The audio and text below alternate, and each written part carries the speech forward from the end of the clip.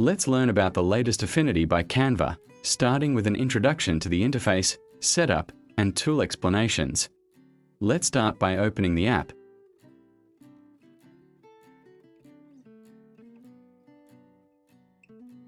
This is the initial home screen, including Recents, Learn, My Templates, and Favorites. To start a new document, click here. There are many Canva sizes available. If you'll use them frequently, click Toggle Favorites. This will automatically save to the Home tab. Now, choose one. You can also customize it through the document settings if needed.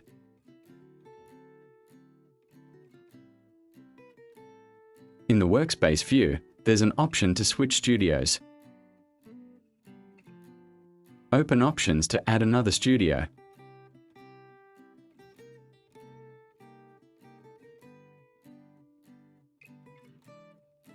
You can also create your own custom studio.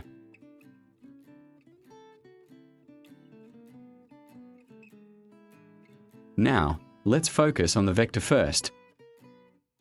Go to App Settings. Here, you can find many settings, such as General, Machine Learning, Color, and more. This applies to all studios. Actually, the default settings are quite good. Here, I only need to enable Use Mouse Wheel to zoom because I work with a mouse. Next, open Document Settings.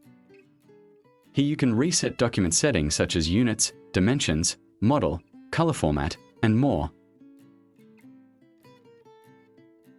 Now let's move on to the tools. Click here to customize tools. You can adjust the number of columns here.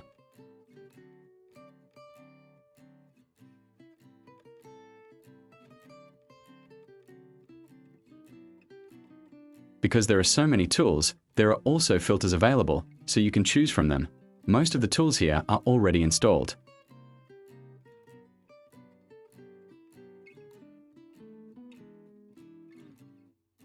To add a tool, simply drag and drop it.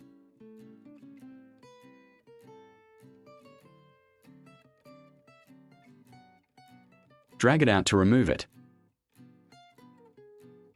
Click Reset Tool to return it to default settings. Next, let's move on to the panel. This is my customized layout. I chose color with wheel, triangle, and advanced options enabled. This panel can float like in Adobe Illustrator. And if it accidentally closes, you can bring it back by clicking the arrow and opening the panel.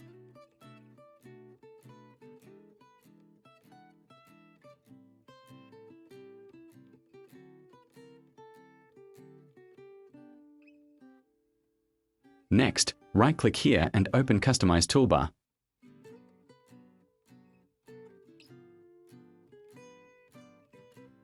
Here you can select toolbars added to the workspace. You can do this by dragging and dropping.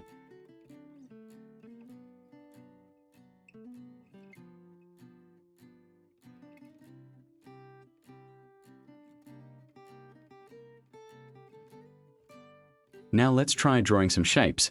There are many shapes available. Drawing shapes is also very easy.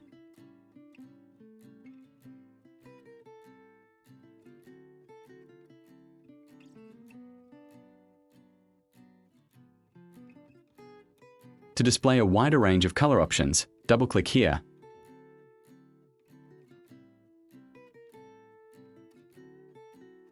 Here you can enter more specific numbers.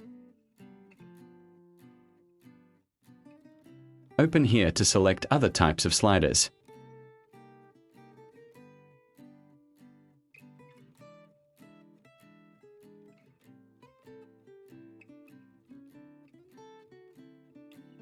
Hold Shift to maintain the shape's proportions.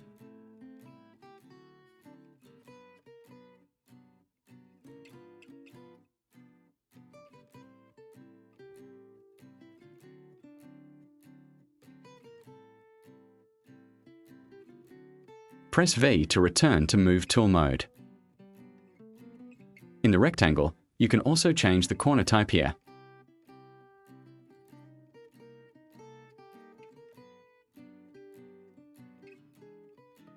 Use absolute size to change the pixels. Uncheck the box to adjust each corner.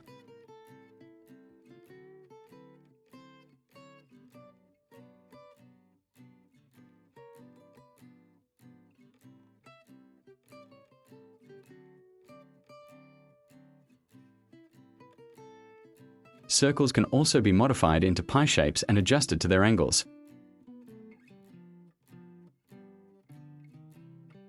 Close the pie to return to its original shape. Next, the star shape can also be adjusted for the number of curved edge points, inner radius, outer circle, and inner circle.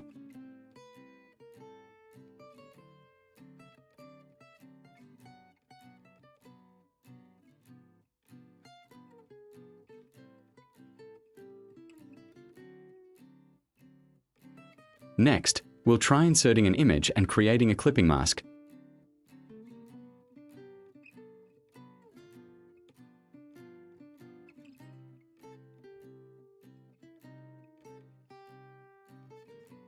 Add a shape above it.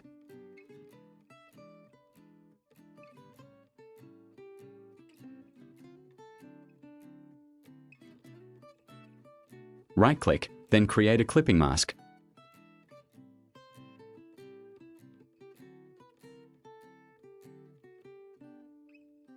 Lock the children to move the image only.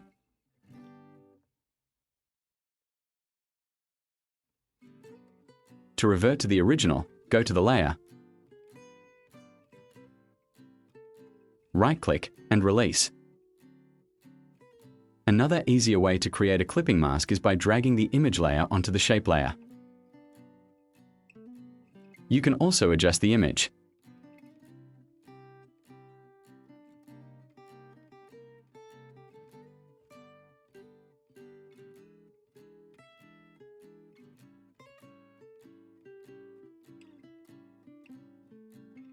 Uncheck this box if you want to move both. To release, click and drag below.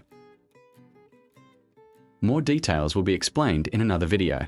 For your information, the voice you hear in this video was generated with ElevenLabs. It's one of the best AI voice tools available today, offering natural and realistic voices in many different languages and accents. ElevenLabs is already used by thousands of creators around the world to make professional voiceovers quickly and easily. If you'd like to try it, I've put the link in the description. Feel free to check it out.